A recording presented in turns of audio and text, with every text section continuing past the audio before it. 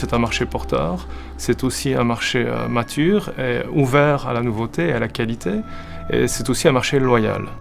Les différences culturelles entre la Belgique et le Japon, il y en a beaucoup, mais je vais en citer principalement 3. Business et culture au Japon sont intimement liés. Un homme d'affaires japonais aura toujours une distinction entre ses sentiments et son comportement social. La courtoisie qu'il démontre n'est pas toujours leur sentiment réel.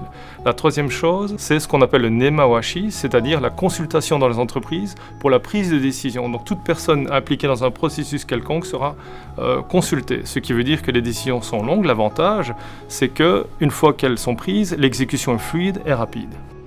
Comme les Japonais, préparez très bien votre approche du marché.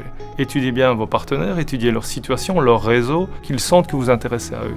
La deuxième chose, c'est rendez-vous dans le pays. Voyagez, montrez-vous. Et le troisième, bien évidemment, c'est penser au long terme. C'est un pays où le seuil d'entrée est assez élevé et il vous faudra beaucoup d'efforts pour le pénétrer. Les secteurs auxquels il faut s'intéresser à l'avenir, au Japon, c'est évidemment la silver economy avec une natalité très basse. Il y a énormément de solutions à apporter à la population. Le Japon est un importateur net énergétique et il a vraiment un besoin important de solutions à ce niveau-là. Le Japon produit beaucoup de hardware, mais aussi est très intéressé à toutes les solutions logicielles et services en général à l'économie. Je crois qu'on vient en amont de la vente, on vient avant la vente, on vient en promotion des sociétés et des services bruxellois. Un attaché ne doit pas tout savoir, on ne vend pas un produit alimentaire comme on vend un logiciel ou de la pharmaceutique, mais on doit être capable de tout trouver et aider à transmettre l'information.